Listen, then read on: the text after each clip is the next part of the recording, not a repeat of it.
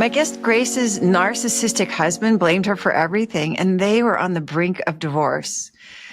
But she started some new skills, and now they're madly in love again, and she's not walking on eggshells, and divorce has never come up since. She's going to tell us how she did it so you can do it too. Grace, welcome to the Empowered Wife podcast. Thank you so much for being here. I'm excited to hear your story. Well, thank you for having me. I'm excited to be here too. So Cool. I'll start with a little bit about myself. I grew up in a Mennonite culture, so that was a big part of my upbringing. And in our culture, I was taught basically brainwashed from a very young age that I'm better than everybody else. Our religion was the best, our traditions were the best, and we were the right faith. And I think a lot of that played into my marriage later on, but I didn't like being in that faith. And so in my early teens, I started to become very rebellious and disrespectful to my parents, and I wanted out of there. And when I met my husband, I was a few days shy of being 21. And I met this awesome guy. He was friends with my uncle. And when I shook his hand, I remember meeting him and shaking his hand. And it just clicked that this is going to be my future husband. That was my take on how I met my husband. And I was shocked. I had met lots of guys, never had that experience before, and I didn't even want him at that point. But he was super nice. He opened car doors for me. He was so romantic and so sweet, and I fell in love, and vice versa. And so when he asked me in a letter if we wanted to be friends, my parents were not happy about it. And from the very get-go, our relationship started to be on the rocks. Even through Wait, so he wrote you a letter asking to be friends? Yes. It wasn't like be my girlfriend. It was let's get to know each other, because we didn't know each other at all. I lived in Pennsylvania. He was from the West Coast. So we were like literally worlds apart, 2,500 miles apart. So it would have been a long distance relationship anyway. And he wrote me a letter. And again, it might sound old fashioned, but we didn't have technology. I grew up in a home without technology. Yeah. Basically, our only difference between the Mennonite and the Amish was that we were allowed to drive black cars and have electricity. Other than that, I was very traditional, extremely, I don't know if old-fashioned is the right term, but that's how I was raised. And it is really hard to leave, and it's really hard to leave on good terms in that type of culture, because it is a lot of brainwashing that does go on. And I say that kindly, but it is true. And so he was kind of my ticket out of there. He was with my uncle, who was part of the faith, but he was no longer the tradition that my family was still in. So it felt like it was an escape route for me to leave my unhappy home life. Yeah. And so I did. I went against my church, I went against spiritual leaders, my dad, my parents, and I said, I'm 21, I have my own money. This is who I want to marry. This was eight months of talking on the phone, visiting a few times, not very often, but it was a couple times. He flew in once, I flew out to see him at least twice.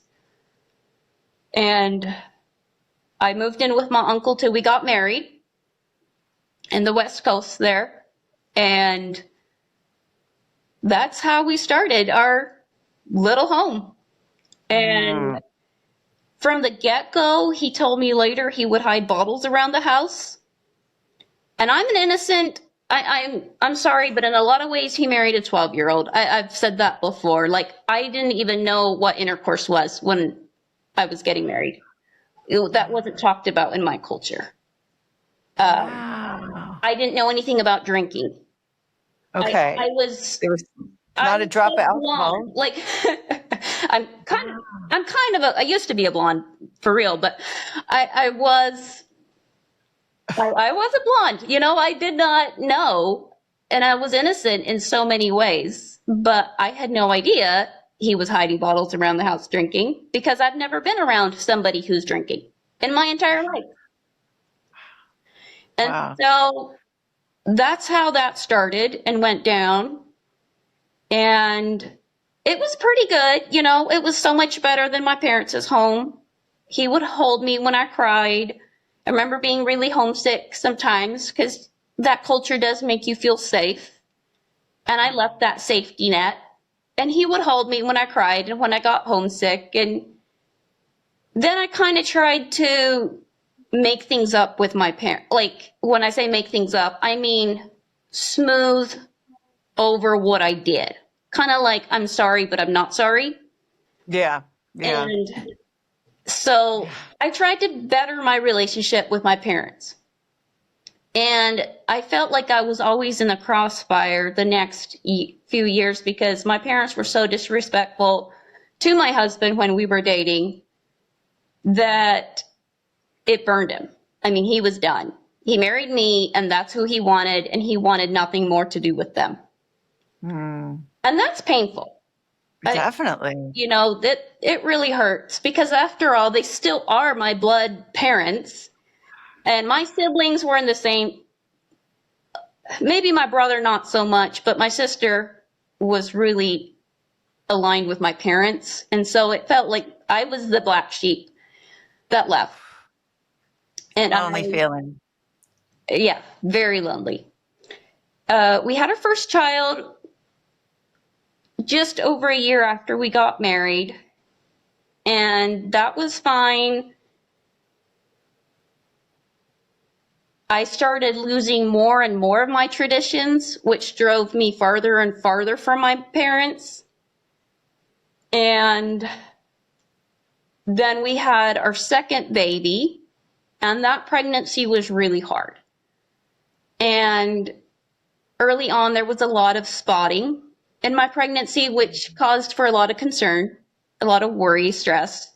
And then they were like, well, you can't have intercourse for an X amount of months. I forget how long it was.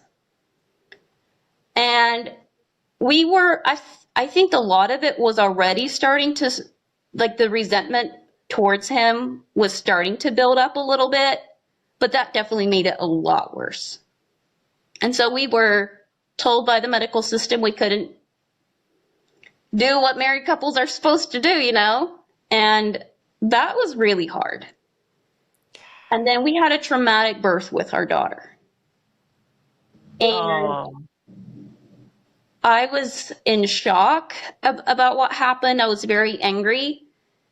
And I said, never again.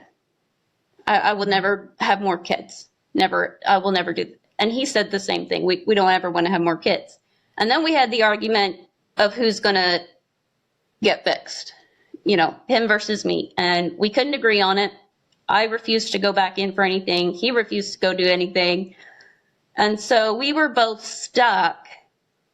And then we were afraid to have intercourse because we didn't want more kids. yeah. And I didn't know my body. I didn't feel safe ever having intercourse with him again. And it was incredibly hard. And I finally shared it with one of my close friends, and she gave me a book on how to chart my cycles. And so I started teaching myself, and I started gaining confidence. I was like, okay, we can do this. We can make this work. And I got a little angry again because I was like, why didn't nobody ever teach me this stuff before? But, you know, I learned it, and I practiced that for 5 years of when to have unprotected sex when you're avoiding a pregnancy. And we loved it. It felt like it was a Band-Aid for what we needed in our marriage at the time. And then at some point, he started going down a spiritual path that I thought was just completely wrong. And one of it was he felt it was wrong to eat meat. Okay.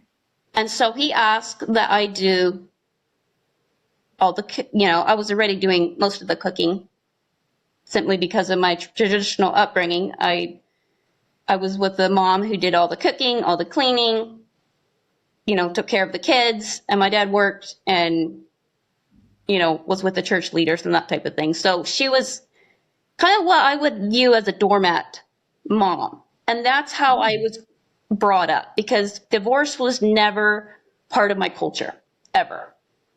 Okay. It was never okay to get divorced, no matter what. I know Okay. one couple that had separated, and it was because he had a health issue that she, literally physically could not take care of her husband. And so they had him go to a different whatever. So the whole thing of divorce was foreign to me as well. I didn't understand that concept, what could even cause it, because it's just clearly wrong for my culture. And I was always kind of in that safety zone of thinking, that's kind of silly. That's just a silly worry I didn't have. And okay, where was I? I was on a bunny trail, sorry. Yeah. So you were saying that he started a vegan diet, or a vegetarian at least. Diet, yeah. And I threw in all the disrespect I could with that one. I kind So of you were critical of his choice. I kind of got on board for a few weeks, but I was also doing sugar-free and gluten-free lifestyle. And then to go meat-free, I'm like, Where does that leave? what does Right? it? Yeah. Because I was changing everything up anyway from how I was used to cooking and to doing that. And at one point, I started getting close with his mom. And I said, look, this is what I'm dealing with. He refused to go over for Thanksgiving because they had a Thanksgiving turkey. And he didn't want to tell his mom or his parents, because they're still together too. He didn't want to tell his parents that he doesn't want to eat turkey. And so we lived 20 minutes from them, and we weren't going to go over that Thanksgiving. And he made up some kind of excuse. Christmas rolled around. They were going to have Christmas ham. He made another excuse why we couldn't get together on Christmas Day with them. And their feelings were starting to hurt really bad. And Sure. I knew it. I knew there was starting to become a big wedge in their relationship. And because of my loneliness in my marriage, I went to my mother-in-law. And I said, look, this is what's happening. I'm not angry at you. You've been wonderful to me. You've treated me like a daughter. And this is what I'm dealing with in my marriage. And after I got her on my side, it turned really ugly, because that left my husband to fend for himself. Because now he felt disrespected, not only for me and my family, I turned his family against him. Intentional. I mean, I say it innocently, intentionally. I don't know if that makes sense, but Yeah. I don't think I was trying to be mean. But I was so lonely myself, and I really craved them to be in my life, because my parents had withdrawn themselves to the point of, at that time, we weren't even speaking with each other at all. Wow. And so the journey continued. We ended up moving across the country, about halfway in between his parents and my parents. So we're now in the Midwest. So nobody's around. Yeah. So it's no longer we can get together for Christmas simply because of the distance. So this is we married in 2016, and this is now, I'm going to fast forward to 2023. We decided we wanted to conceive again, and this time I said, I'm going to free birth. Let's do a home birth without a medical provider. I want another baby. And he was on board with that. And it took us a few months, but we conceived again, had a beautiful pregnancy, and the most sovereign, amazing free birth. He delivered the baby. It was magic.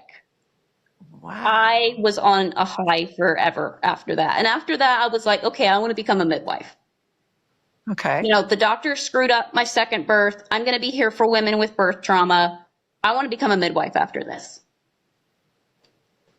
And I don't want to be a medicalized midwife that comes in with equipment. I want to be a sovereign midwife that holds space for the birthing mother. That's going to be grounding. That's going to be, you know, yes, maybe keeping an eye out for emergencies, but just that firm grounding presence that a woman craves when she's going through labor.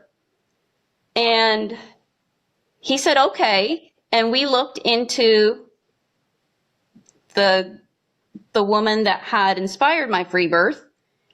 And he enrolled me in her, what she called a birth keeper school. So it was an online course. Great course. I really enjoyed it. It was 6 weeks long. And I was still like 6 months postpartum. So still pretty fresh on that birthing high from all that. And there was definitely things in that curriculum that I couldn't quite articulate at the time, but she didn't hesitate to male bash. She didn't hesitate to call out on, I don't know, different things. And I fell into that. A lot of our unresolved issues, you know, the drinking, it felt like I would walk on eggshells. The Cold Wars, he would just turn cold. You know, he could kiss me, but it was so cold he wasn't there. Ooh. You know, this is 9 years into our marriage, and I asked women who were married a long time, how do you do it? I resonate with how you went about healing your relationship. The only thing I left out was the happy part, unfortunately. So I was asking women who were married a lifetime how they did it, but I was asking the wrong ones. I wasn't asking the happy ones.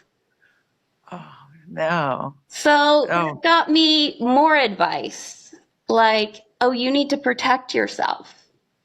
You need to have an emergency fund of money that only you can touch.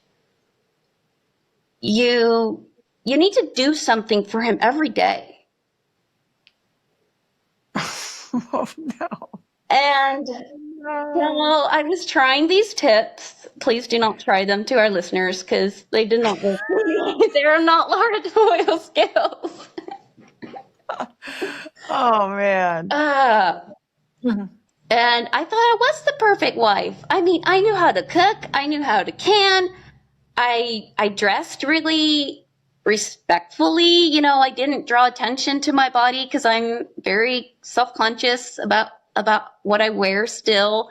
I wore dresses, you know, maybe not traditional dresses, but, you know, I thought I was being a good, respectful wife. Isn't that what a respectful woman does in today's society? Yes. She covers her body, you know, type of thing. And, you know, not for my husband necessarily, but, you know, in public. That's what I'm talking about. And I would ask my mother-in-law, what am I doing wrong? Because I knew I was missing something. How did you know? Like, what kind of response were you getting from him at this point? He would complain that I was a good wife, but I wasn't I don't know if he could even quite explain it to me, but I wasn't fulfilling his needs. I wasn't speaking his love language, so to speak. So Okay. I think he was And you're like, missing the what do you respect, mean? but Okay. I don't think he could quite communicate what it was, and I knew I couldn't, for sure. And then he did send me to a YouTube channel of a woman who basically flipped a switch, and she was saying how men are the victimized ones. And how when the divorce happens, a man is always screwed. Because if the woman Oh, leaves, gets all the power, she gets the money, they have to pay child support, and it's rigged against men, and she kind of victimized poor men. okay. And I could see where she was coming from, to be honest. But and she did mention you have to respect your husband. That was really strong in her YouTube channel. She gave me zero incentive to change. Oh, because you're thinking, okay, I already am respectful. I can check that box. I'm all good. Right. Yeah. I'm not going to go through a divorce with him. I knew that. Right. So, That's impossible for me to face. And then 2023 rolls around and my dad gets diagnosed with cancer. And you have to remember, I'm talking to them at this point, but our relationship is still really rocky. And for some reason, I just intuitively knew my dad was going to die. He wasn't going to make it. He was 60 years old, but I knew he wasn't going to make it. And I was 5 months pregnant when we found this out. And because we were doing a free birth, we hadn't even told my parents or his parents that I was even pregnant because we didn't want their input and ideas. We knew what we wanted to do. We were stubborn, and we both are stubborn, which I love it about us now. But so we told my parents, and we told them what we were planning to do for the birth. And of course, they were shocked and excited. I said, I'm coming to see dad because I just knew if I don't go 5 months pregnant, I might not get to see my dad again. I didn't ask my husband's advice. I didn't even care. I just said, I'm going to go see my dad. And that did upset him because he's like, wait, you don't even like your dad. Why are you going to travel 20 hours with 2 kids, pregnant, to go see a dad that you don't even have a relationship with? I don't get it. And I went anyway. He didn't want to come. He worked. I went and drove across country, and I went to see him. And I just wish so bad I would have known the skills. Well, my entire marriage, but anyway, I felt like I did have a really nice last visit with my parents. It was really healing in a lot of ways, and I am glad I went. I just wish I could have had my husband's blessing along with it, and I think I could have if I would have told my desires in a way that inspires. So we came back from that trip, and my dad passed away 4 weeks before 4 weeks before I gave birth. And I didn't go to the funeral because I didn't think I could make the trip again, 36 weeks pregnant. And my husband's like, I'm not going to go to the funeral. And this is a big deal, like, especially in their culture, especially in the traditions. This is a big deal. And so we didn't go. And that was hard for me because I was like, if my husband would have gone with me, we probably could have gone. But I was scared to go 36 weeks because I was like, what if I would give birth without my husband in another state? If he would have been with me, it would have been a little different. But there was I couldn't have even wanted to go with him at that point because I knew it would have just turned into an ugly funeral anyway. And so, I mean, not that funerals are, but, so yeah, that was our journey. so this is a heartbreak because you want to go to your father's funeral. Who doesn't want to, right? Like even Right. regardless of the relationship, it's your dad. You only get one. Yeah. You wanted to go, and your husband was so unsupportive and didn't seem to care. Exactly. It didn't care at all. Yeah. He gave me a hug and he let me cry that one day. And then it felt like after that, anytime I started crying about my dad's funeral or about my dad's life or death or anything with my dad, anytime I'd get sad, he would just get cold.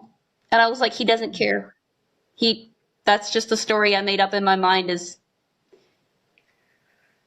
yeah, I'm just married to a shell of a man that doesn't care about me anymore. And It's painful. the painful thing was all along I was faking it to my family because I didn't want to go back and say, oh, by the way, you guys were right about this guy. So all along I have been like, oh, my husband does this and da da da da da, and he's an awesome dad, and I did focus on the good points to my family, but that was a lot of it was fake. A lot of that was fake on my part because I did not want them to know I was unhappy with who I married. But you're very unhappy at this point. You're miserable, it sounds like. I am very miserable at this point. And then he goes to see in 24 last year.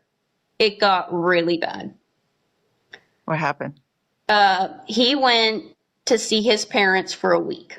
So he was gone. And I took the initiative to open a secret bank account. As you had been advised to do by women with long marriages. Okay. And long miserable marriages. Yeah. Okay. Right. All right. And so, and I was very disrespectful. And I texted one of my friends. I said, I'm scared. I said, I'm feeling like I did when I was a teenager in my parents' house. I'm feeling like a rebel. I'm feeling like I could do something that I would really regret. I have 3 children at this point. The oldest is 8, 6, and a year old or baby. And I'm scared. And I felt just a lot of that same rebel teenage spirit coming back. And I'm like, I'm in my 30s now. This should have gone away at this point. And it hadn't. And I remember sending him a text that was super mean about him drinking. I told him he was wasting way too much money every month because I figured out how much it was costing us. And I just let him have it. I didn't even care. And he came home and it was the worst reunion I've ever had. We picked him up from the airport and the kids are all, daddy's home, and are all happy. And us two are barely getting a kiss on the lips.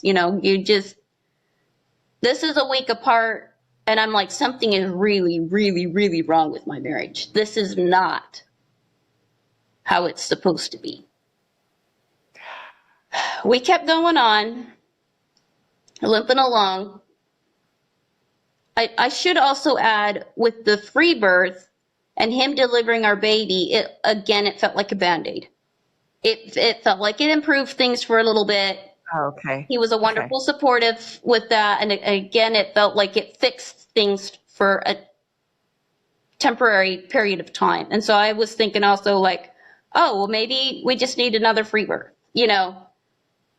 But at this that felt pretty point, good. I'm also like, we're barely even kissing each other. I'm not even attracted to him. I was always kind of flirty with my body with my husband. I didn't even want to do that anymore. I was done. And he felt it. And at one point he was crushed. He came to me and he was like, do you even want to have sex with me anymore? And I don't remember what I said, but it was probably the truth of, no, I don't. Not really. And then we tried starting our own business together. And that failed miserably because we wanted to do a little bakery because I love to bake. And so we were selling stuff in the local stores around here and at little markets and stuff. He quit his job. And what I didn't tell him is any online sale we made was going straight to that secret bank account that I had opened up. Well, he found out about that eventually from, I don't know, a notice in the mail or something. And he was furious.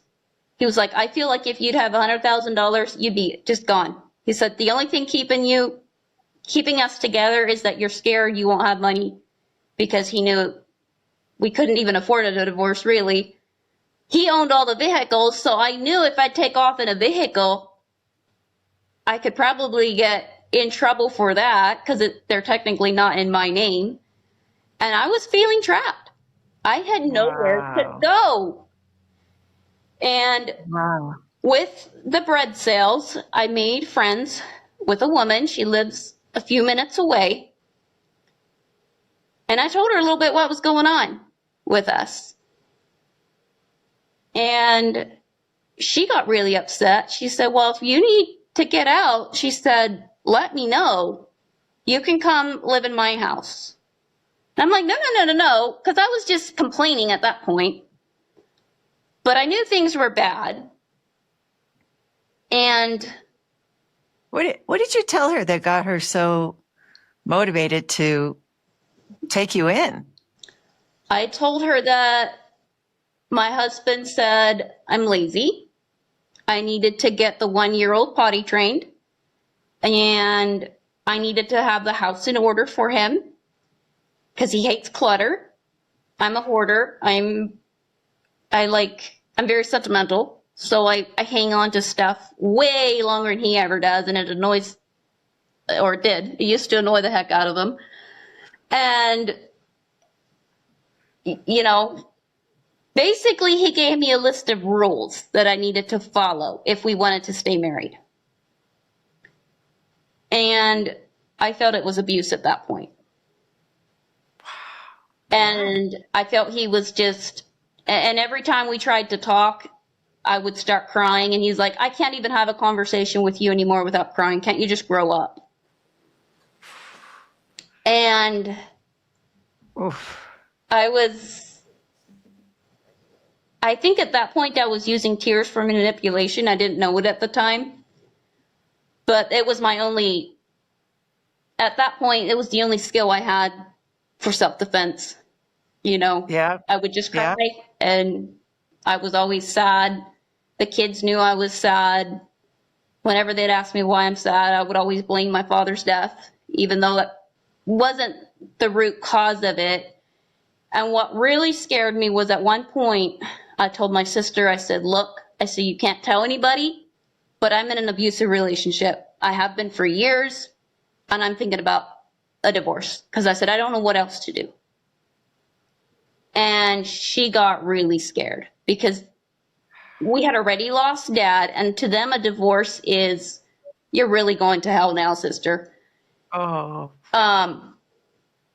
My mom would have been, she was already depressed, and I was, part of me was like, well, I could go live with my mom in another state, but again, you can't cross state lines with kids. What about the kids? And at some point, I also was like, maybe you can cross state lines once you get through court systems and all that, but I have zero experience with court systems. I'm done with the medical system. I'm done with the government systems. I want my marriage back. I want my husband back. And we got into a big fight. My husband and I did. And I said, I'm sorry. And we reconciled. And it's kind of funny because I couldn't even tell you what the details were now, but it was pretty much on the stance of divorce. And he told me if I could find a woman that respects me, I would leave to go to her. So Ouch. at that point, I just said, okay, something's got to give. Yeah, that's a knife through the heart. Yeah. That's, he doesn't And love you. Yeah. yeah. And then he And turned, this, and I said, okay, so we turned off all of our smart devices. I just remember this so well. We turned off all of our smart devices. We had that long, harsh conversation. At the end, I finally said, I'm sorry, I'm sorry, I'm sorry. He said, okay, we're going to try again. And we've been through this before, but not quite to this extent. He turns on a smart device, not my phone. It was a different smart device with Facebook app. He gets these messages from these women asking me if I'm okay, asking me if I need to go to her house. oh, And he sees these, and it's like, boom, I don't trust you. You just lied to me. This whole thing was fake. It's over. Our marriage is over. like we're getting divorced. Maybe he wouldn't have taken it to a divorce attorney, but it was like, we're divorced, maybe not on paper, but we're going to be divorced in this house. Wow. Wow. So scary, terrifying. I was so mad at myself for everything. I went and broke my phone. I went outside and I took a shovel to my phone and I broke my phone. I said, look, I'm really sorry. And my mom was going through a depression and I had bought a ticket to go see my mom because I said my mom needs me and I wanted out. I wanted any excuse to leave, to get away from him. But I broke my phone. So how are you supposed to travel in today's society without a phone? You tell me. Can't. And he said, well, what about going to see your mom? I said, I'm not going to go. I'm going to let my ticket slide. And I think that kind of jolted him like, okay, she is serious. But it was also like his distrust in me at that point was so extreme. He was like, I don't even know what to do with this woman. And it was funny because I started doing some of your skills without even knowing them. One of them is I went all in. I said, you know what? I'm going to do everything I can. And if for some reason things don't change, at least I can walk away with a clear conscience saying I literally tried everything with this man that I know in my right mind to know what to do. Yeah. And it sounds like you had like, you felt accountable. Like you were saying, you were so mad at yourself. You broke the phone. So part of you was like, I shouldn't have had those conversations. Is that right? Oh yeah. Oh yeah. Okay. I knew I had screwed up, and I had been doing this all along in my marriage, talking to friends. And this is where he would always get so mad, is because he'd say, if you have a problem with me, come talk to me. Don't go off and talk to your friends. And I never, for some reason in my head, I have no idea why, for some reason in my head, I thought talking to other people is a better option than talking to him, because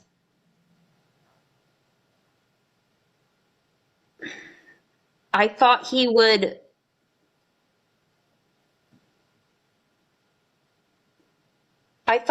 feel worse if he knew the truth of how I felt about him. Yeah. And Yeah. it was a way of I thought it was a way of protecting him. And I was innocent with that. I know that. Yeah. And I do feel sorry for the older version of me that honestly didn't know better. Because Yeah. it sounds silly now because of course, it's going to hurt his feelings worse by spreading rumors about him, or, voicing my true hurt to my friends Yeah. about him. Yeah. But Yeah. that was a big part of our breakdown as well, is my big mouth. Wow. I talk too I mean, much, and I'm, I say disrespectful things to my friends about him. And that was another big fight we would have, is we couldn't find common friends. He never really? liked any of the friends that I knew. Okay. And Okay. looking back now, I know why. It's because I was being disrespectful behind his back, and he could feel that. He's intuitive, he's smart. And Yeah. he didn't feel comfortable around any of my friends Oh, or gotcha. anybody I even Gotcha. knew. Anybody I talked to, he wouldn't want to talk to anybody that I talked to. We could never have common friends. Wow. And of course it seems natural and normal that you would need to talk about your hurt feelings or your disappointments about your marriage. You should be able to confide in somebody else, another woman but it actually caused a huge rift and it prevented you from having friends that you had together Oh, because yeah. he was defensive. Mm-hmm. I didn't want to be around the people that he on some level knew you'd spoken badly of him. Mm-hmm. Wow. Wow. Okay. So, Right. And at some point you feel that he's abusive. You've been sharing this with your sister and the neighbor and narcissistic, you had said at some point too. yeah, What? I felt he was just lying to me about everything. Okay. I felt like Like, I couldn't trust him anymore. I didn't know who he was. We had grown so far apart that I felt like I was always on eggshells because I never knew what would make him angry at me again. I never knew what I was doing wrong, even though I so was that trying to ever, be a good wife, and I had known enough to never say no to your husband in the bedroom. Like, that was a okay. marriage tip that actually is pretty good advice. And I had known that. And there's with physical intimacy, I knew his weak spot. I knew he likes it a certain way. And I could, again, band-aid our relationship with a little bit of I don't know what the right term is, but manipulation really is what it would have turned out to be, even if it's with physical intimacy and keeping my husband around. Okay. Okay. All right. So this is something, that works, kind of relieves the tension. And, yeah, like you're calling it a Band-Aid. Like, hey, there's lots of problems, but at least this part's going pretty well. Is that, Well, is it? I could, yes. I knew how to work him enough with the physical intimacy aspect. And it didn't have to involve me, really, the intercourse type of thing. It didn't matter to me. Yeah. Yeah. Yeah. Okay. Gotcha. Gotcha. I didn't have to always give my body as such in order to please him. I had other methods. And Sure. um, so after I broke my phone, I went all in and I didn't talk to anybody. My friends got cut off from me. I said, hey, don't try to contact me. Don't try to call me. I did call my mom still once in a while because I didn't want to stress her any worse. I just said my phone broke. I'm using my husband's phone for now, and he let me use his phone to communicate with the people I felt needed to know that I was not kidnapped or something. And then, Murdered in the backyard. yes, Right. oh Buried. yes, Yeah. that's the thing he would say. He was going to murder me. I'm not murder me. At one point, he was like, "Yeah, if you die, I'm just going to bury you in the backyard. I wouldn't tell your family." And I got so scared. I told my one sister-in-law, gave her all the lists of my family. I'm like, if something ever happens to me, here's my mom's contact information. Please let her know. Because oh yeah, it was at that point where I thought I couldn't trust him. If something were to happen to me, it was Terrifying. over. Yeah, nobody would ever know. And it wasn't like he would hurt me. I was never afraid of him physically. It was just, yeah, if I were in a car accident and were killed, no worries. And at some Wow. point, my marriage was so painful after I broke my phone, wasn't talking to my friends, wasn't having my outlets at all. I just started praying that he would die. I didn't want to be married anymore. And I know it sounds terrible, but I was like, you know what? I think my mom's widow life is better than mine. And I was honestly jealous of my mom. I was like, she has it so good. It's terrible. I almost don't even want to say the words because I don't want, be careful what you wish for type of thing. But I was also so broken. I didn't know what to do. And I kept trying. I was still part of that midwifery group that I talked about earlier. But I was The male signed in on my bachelors. phone. My phone, I had broke my phone. And so I was trying to sign in on a different device. It would not let me sign in. I couldn't remember my passwords. And I could not connect to that group for months. And then all of a sudden one day, it connected me. I have no idea why. And I just knew. I was like, there is something in this group that is not meant for me. And that's why I got locked out. But there's also, I just had a feeling this group was going to point me to what I needed. And sure enough, one of the posts, it was about books you've read. And one of the women posted she read the book, The Surrendered Wife by Laura Doyle. And I thought, and she mentioned how she's really starting to put two and two together in her marriage and really starting to figure things out. And I hated the title. Yeah, I was going to say, that's like the last book you'd want to read. I hated the title, but she had me curious enough that I found you. I started listening to your podcast right away. And I was like, this is it. This lady is onto something. And self-care was, I didn't even know what to write right at first. It took me probably a week to make a self-care list. And it was funny because I had already made a gratitude list of things I'm grateful for my husband, and I put it up in my kitchen before the skills.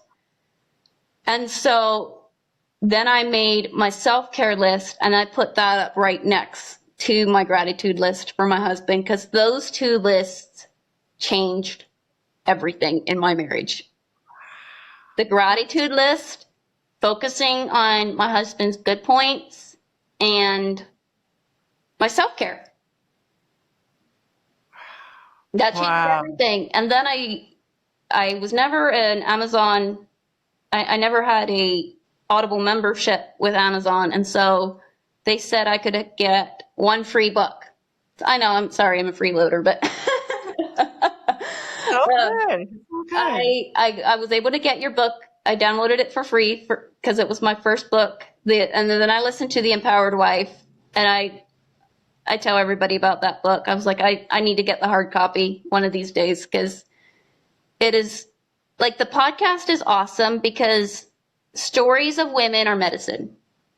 I think stories are medicine, and you can always gain something from the podcast that you wouldn't have thought about, even in reading your book. And it's just super fun hearing these amazing miracle stories. And then, after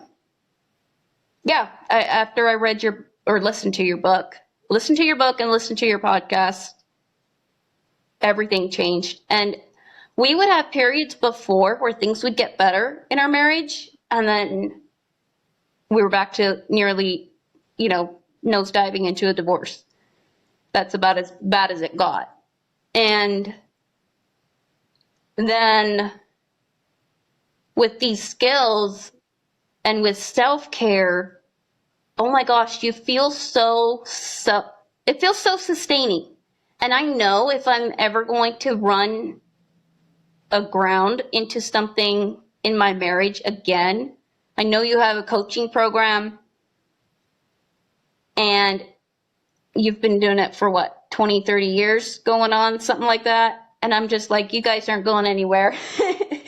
If I ever need further support, I know exactly where I'm going to go for that, because having somebody stand for my marriage is everything. It's everything. And I had no clue that the people I was talking to were pulling me under. And my husband knew that, and he would get so angry at my friends. He didn't like my friends. And he would let me know. And of course that hurt my feelings. Well, why don't you we'd argue about that all the time. And They were standing for you, but not for your marriage, not for your husband. Yes. And they knew my background, and they were like, you're going to become a doormat. If you go, these guys come in and they take girls like you who are innocent and pretty and whatever else, and they make you a slave. And marriage is slavery. That's what I was introduced to, and I just don't feel like that about marriage at all anymore. I cannot wait to spend the rest of my life with my husband now because I can't keep my hands off of it. Well, this is the woman who wasn't even interested in him anymore, and things have weren't attracted to him. Yeah, things have turned around. 1,000%. And one spouse fulfilling prophecy that I wanted to see was that my husband trusts me. And when I mentioned, and that was a big thing, I was like, if I ever, because I became part of your Adored Wife group, the free Adored Wife group that I just love. And I just love that launch pad. And I was really, when one of them mentioned being on the podcast, I was like, well, he's never going to trust me to tell the story. He would never support me in being on the podcast, right? Well, he gave me a kiss and he took the kids and he said, good luck. I'm so proud of you. Oh my gosh. Mother's Day was a big stickler for me because I always felt so unappreciated, never noticed by him. Even though I tried to be a good mom. And after I started doing the skills, I actually have it back here. I don't know if you can see it. It says Mommy's Sky, and then this is what the moon looked like when her children were born. Happy Mother's Day, Hazel. He hasn't called me Hazel in probably 8 years. So that was his endearing nickname when we were dating. Oh my gosh. You're like his girlfriend again. Yes. And years ago, my mom gave me a little plaque that said, a good mother makes a happy home. Oh. And I had a love-hate relationship with that thing because I knew my home wasn't happy, but I thought I was being a good mother, and I just couldn't figure it out. And one reason I knew the skills were working is I was having a really nice bath. The baby was sleeping, and I did something I didn't think I would do. I let my older kids watch TV because I wanted some time alone. And again, culture does not allow things like that. So me doing that feels really out there to babysit with a screen with my kids. And so I decided, you know what? Let them watch TV. I don't care. I'm going to go take a bath. The baby's sleeping. My husband's at work. I'm going to go take a bath. So I think I had a cookie, tea, was in the bath, and he comes home from work. And he finds me in there, grinning from ear to ear. I don't have dinner on the table. He comes home to a wife who's in the bath. And yeah, let's just say. He's in front of the TV. Let's just say with all the kids occupied, the bathroom door got locked. And that's when I knew. I was like, okay, there is so much to your teachings and what you have to offer women and the hope of things are going to get better. And I had a bike. It needed brakes on it. I've been asking him for 2 or 3 years to put brakes on that bike for me so I can go biking again with my older kids. And I decided to try your approach. I would love brakes on this bike. He goes out the next day and buys me a brand new bike. No way. Yeah. No way. You've been trying to get brakes for 2 to 3 years. Yeah. It's like having a magic wand or He something. takes the whole family to a beautiful, awesome museum. Even though it's expensive and we really can't technically afford it, we're all out at a museum having a blast. And he's never done anything like this before. You know what the most amazing thing is? Recently we're having an argument, not an argument. It felt like he woke up grumpy. It felt like he was having a bad morning. All right, there's some snipping going on. That happens, right? He asked me, recently I ended up, because I've been a full-time stay-at-home mom for 8 years. Well, recently, as divine timing would have it, I get a really good job offer, full-time. And so I said, should I take it? And he said, yeah, go for it. I'll be a stay-at-home dad. And so that's what he's doing. He is an awesome stay-at-home dad. I work full-time. And wait, where was it going with this?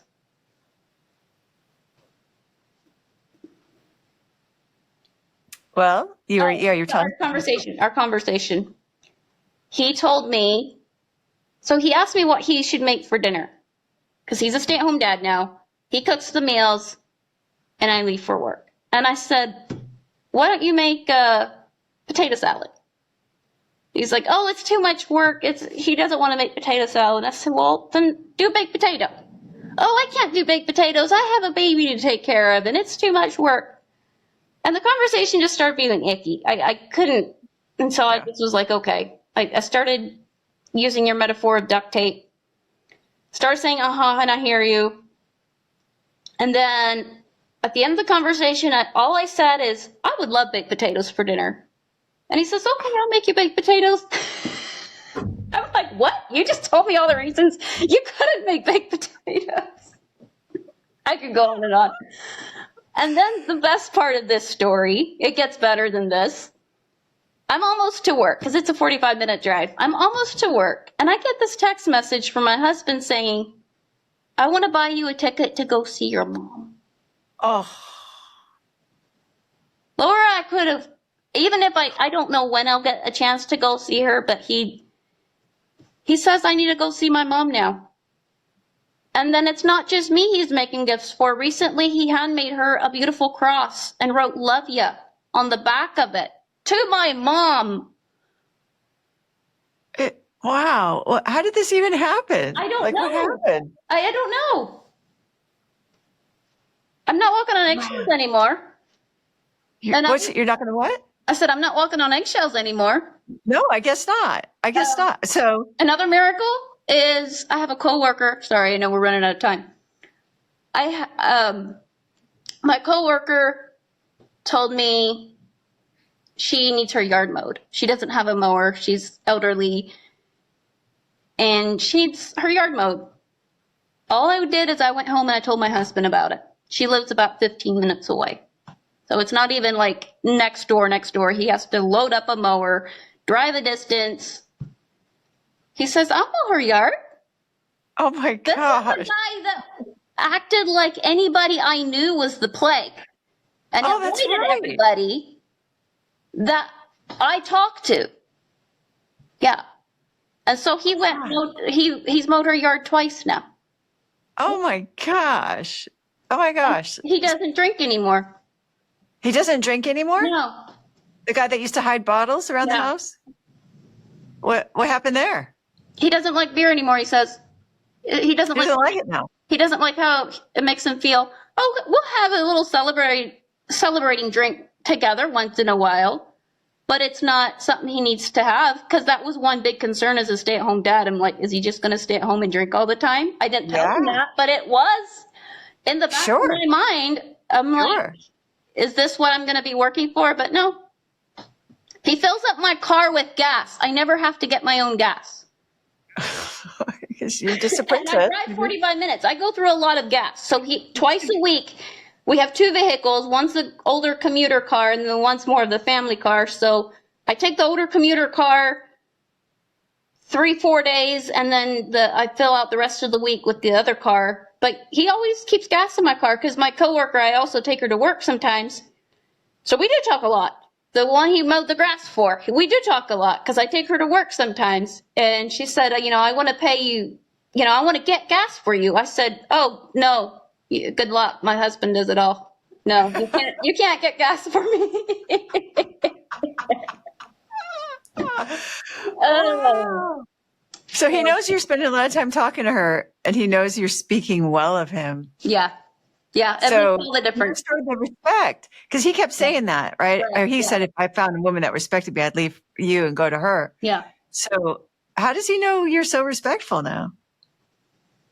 I don't know, except one thing you say a lot is helpfulness in wife language is critical in husband language.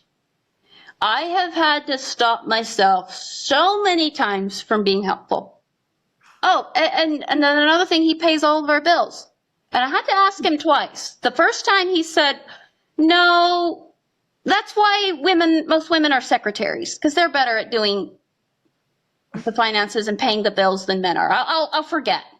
And you've been doing it for, 8 years. You know all the passwords because, everything's online now.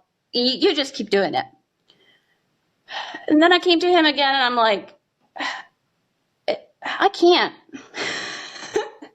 I can't pay the bills anymore. I don't like it. And then he's like, okay. And then I've been thanking him for doing it, frequently. And at one point he says, well, I could have done this for you a long time ago if I'd have known it was such a burden for you to carry. Oh my God. Okay, what did you mean when you said I can't do the finance? I mean, you'd been doing them for 8 years. Well, I was being vulnerable. And I didn't want the control anymore. I was done. I realized I was controlling, seeing how much he was spending in, even alcohol, for instance, it would annoy me throughout the years. It built up resentment. And yeah, it was like magic. It was like magic. And I wanted a spouse fulfilling prophecy that my husband is generous and that my husband trusts me. And like they have both come true. Really? And I've only been using your skills. I was trying to think today how long it's been since I've actually first heard of you. It hasn't been very long. 4 to maybe 5 months at the most.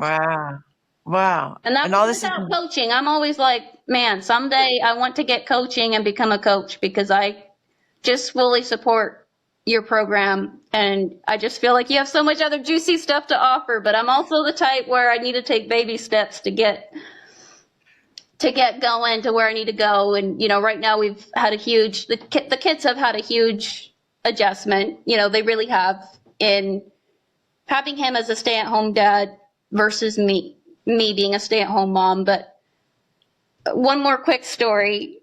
Do we have time for it? Yeah, okay. Absolutely. I was in the room and I was in a room by myself and my 8-year-old comes in and he says, Mom, why are you smiling all the time? And I didn't know what to tell him. And I just kind of laughed a little bit and was like, I don't know. I'm happy, And then he goes, no, Mom, really? Why are you happy? And I said, because why are you smiling? I said, because I'm happy. Then he says, you're weird. And he closes the door and I just started laughing so hard. I literally got tears in my eyes. He opens the door back up and he just comes and gives me this big hug and we just laughed and laughed together. My husband said he heard commotion from the other room and he thought right at first there was a big fight going on because we were being so noisy. And he was like, what was going on in there?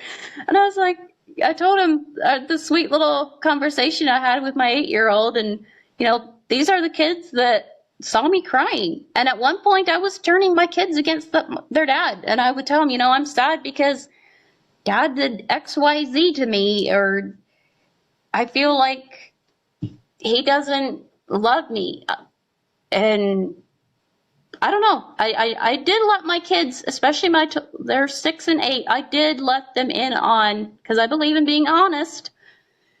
Again, sometimes dishonesty is the best policy once it comes to some things, but I was honest with my kids. I told them why I was upset and that I didn't agree with how their dad acted and parented for whatever reason. I would always have something, but yeah, it's amazing. Your work's amazing. It is amazing. It's amazing. Well, and your application of it, right? This takes, I know it takes a lot of courage to have that kind of transformation, because you believed he was abusive. You believed he was narcissistic. You believed he would, I mean, even to let him say, I agree to him being a stay-at-home dad when you had felt so abused. I mean, was that scary at all?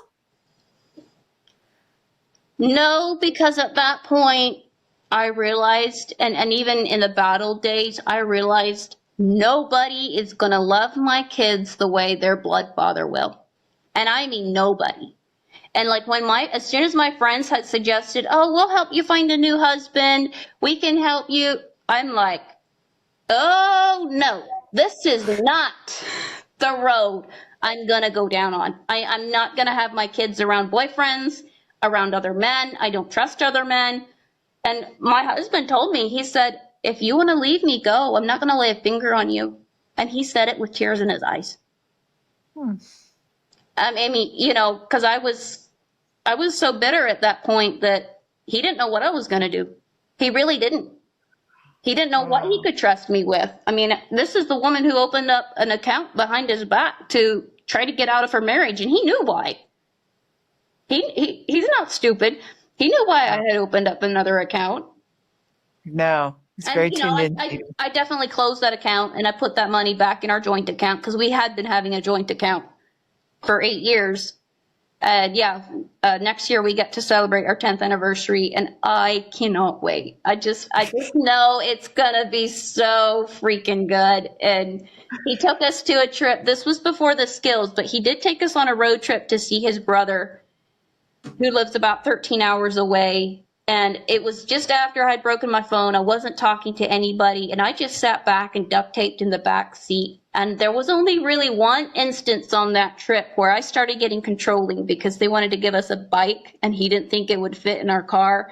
And I'm like, oh yeah, I can make it fit, and I'm going to prove that I can pack better than you, and I can find room for it, because it was a really cute bike and I wanted my daughter to have it. And I didn't know when else we'd get a chance to have it. So that was really the only time on that trip that things felt icky, but I did feel like everything was fake. Like, I went there, I just duct taped, I felt like a doormat. I smiled, but I didn't have the skills yet to get me to where I need to be now. Wow. So this amazing transformation that you're describing, like, he sounds like a totally different person than the abusive drinker. Right. So, he barely drinks, and you trust him. It sounds like you trust him completely with your kids and with yourself. Yeah. And that you feel adored. You feel adored now. Yes. Oh, thank you for telling me that, because just yesterday during physical intimacy, he said something about, you keep getting better. And I said, well, you've given me 10 years of practice. And then he said, no, he said, just when I think it can't get any better, you get better. And I'm like, every woman wants to hear those words from her husband, because we get old, we get gray hair, our skin wrinkles. Every woman craves to hear that. Yeah. And I could have just cried yesterday, because it was like, yeah, it gets so good, and then it just gets better. You can't even stand it. And knowing what I want is another huge skill that women need to hear, because for years I didn't even know what I wanted. So of course he couldn't make me happy. Of course he's going to get depressed and turn to other substances. And he did do other substances other than alcohol for a while. And that didn't go over well with me either. No, Oh, scary. So it was. scary. It was. So yeah, So, that's my story. so you've, and I mean, I think from this story, I certainly give you credit for turning that all around, right? Like that's, and I think you see that too. So what would you say to a woman who is where you were, where he's drinking and using stuff and he's abusive and a narcissist, and she wants what you have now, where he puts gas in her car and says how she just keeps getting better, and also takes the kids and say, away so you can be on a podcast and tell Right? you how proud he is of you. Like what? Your coworker's yard. Yeah. Just, yeah. What, what would you, what's your best tip for her? What should she do? She needs to listen to Empowered by Podcast, number one, and your book, and find women who will stand for your marriage. Throw away the old friends. I mean, I still haven't talked to some of my friends since this has all happened. And at some point, I miss them because they were especially the one felt like a soul sister. She was ex-Mormon and I was ex-Mennonite. And so we really bonded. Well, she ended up getting married and threw away a marriage, said, I'm never getting married again. And I was walking that walk. I was to the point where I was like, if I do lose my husband, if we do get divorced, I will never allow heartbreak ever again. I will never be vulnerable ever, ever, ever, ever again. And it's just, I feel so much gratitude towards you. And if there's any woman listening to this and is struggling, get help through your program if you need it. I'm sure it's worth, I can't say because I haven't actually been in your paid programs yet, but I'm blown away by the magic of this work. And the way you lay out your skills it's got humor, it's inspiring, it's changed my life. It's been the best thing since baked bread, right? I like to bake bread. That's awesome. I love it. Well, it's super inspiring. That's my best tip. Find women who stand for you. Make new friends if you have to, because those old friends that drag you down, if that's not the path you want to take and you want to go all in with your marriage, you're either going to have to cut ties with them or your husband. And which would you rather cut? That's Absolutely. where my paths ended up being. You can't have both. You can't have people who will look at you like you're crazy for what you're doing and the skills you're trying and think you're going to be successful. Wow. And it's not hard to find somebody who will tell you that you should leave him. I feel like, right? Especially when things are one-sided, and if you aren't taking, they're only hearing one side of the story. yeah, Right. if you aren't taking accountable actions and stuff. And a lot of the stuff I didn't know I was doing wrong. No. I would brag to them, I do pay all his bills. He doesn't worry about finances. Yes, he goes out and makes money, but I know where to spend it. And, when we bought a house, I did all the paperwork. He didn't do anything except sign papers. And, it's not easy to buy a house. No. But, I just a lot. and I praised myself for it. And now I'm like, man, if I could go back in time, I would just say, you don't need to be a good wife. I mean, sorry, I know that sounds terrible, but you really don't need to be a good wife. You don't need to do the things that you thought were making you a good wife. Yeah. You have a whole different definition of it now. Okay, Yeah. so let's think about that. So if you could go back in time and tell yourself what it means to be a good wife now, what would you say? A good wife brags about her husband and accepts the gifts he gives. And the happiness lies within you. All along, I didn't realize that, I know it sounds silly, but I didn't realize it was my responsibility I didn't realize I could make myself happy. I don't know if that makes sense. But it was like I didn't know that the self-care, like I lost all self-care as a mother. You start tending to babies, everybody needs you. And I just depleted myself just so quickly. And I just stopped doing things that made me happy. And when I did that, nobody could make me happy. And now it sounds like you know how to make yourself happy. Oh yeah, I eat chocolate, lots of chocolate. And for a long time I avoided chocolate. Same. It was a plague because it would make me break out in acne, and we all know how unattractive acne is. So I couldn't. So now I eat chocolate and, eat ice cream in the sun, and sometimes my husband finds me, and then we have our little fun time when the kids are gone, distracted. And you're hotter than ever after you eat chocolate and ice cream. Yeah. And then, in the winter it's different. It's like the hot bath, hot cup of tea. Yeah. My self-care really changes, I've noticed, with the seasons. Like right now it's the garden. I go out and pick flowers. I raised a bunch of flowers, and I still buy my own flowers. There is a flower store yet, but I know I'm keeping you up. But there is a flower story of when we first got married. I forgot to put flowers in a vase. And he came out the next day and was crushed to see those dead flowers on the counter. He bought me flowers after that, but they were very, very few and far in between.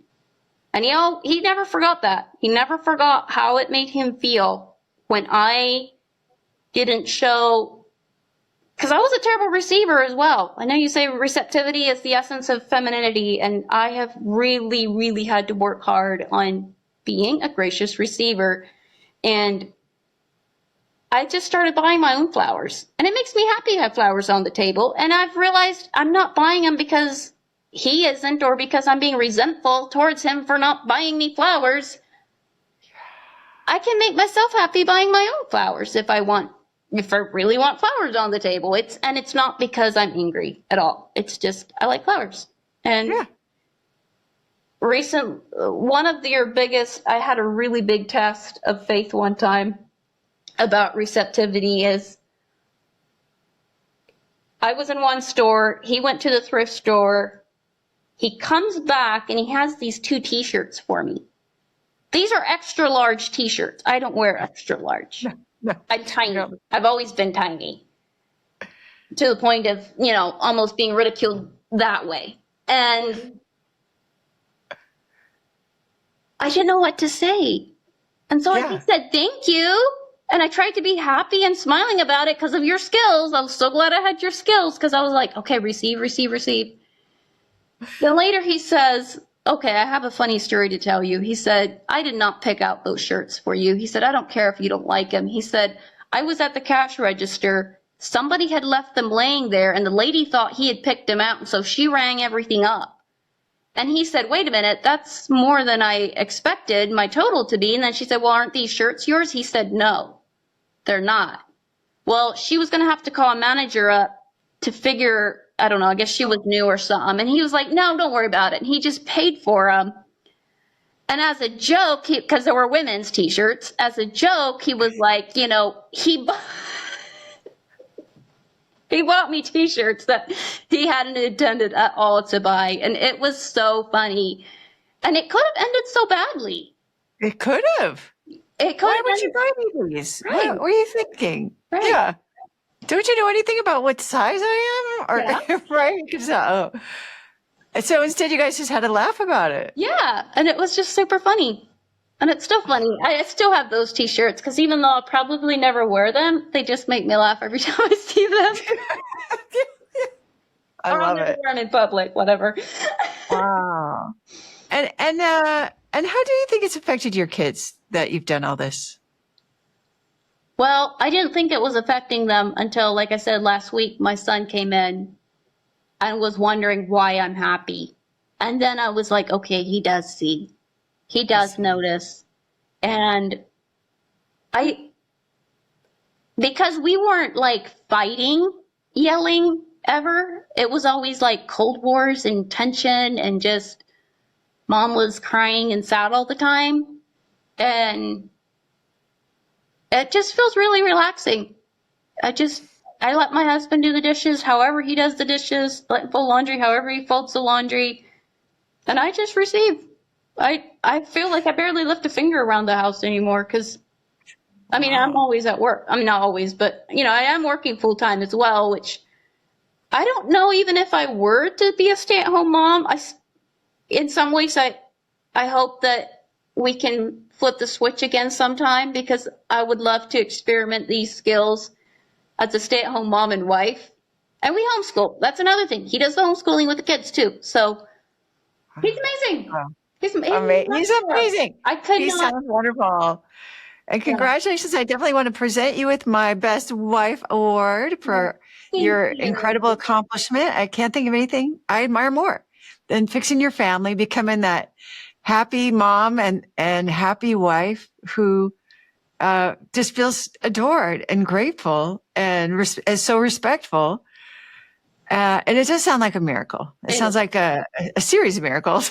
Yeah. And, but I also, I know you were courageous, and I want to congratulate you. Thank you. And thank you for your work. It's just awesome. I'm just a fan 100% all the way.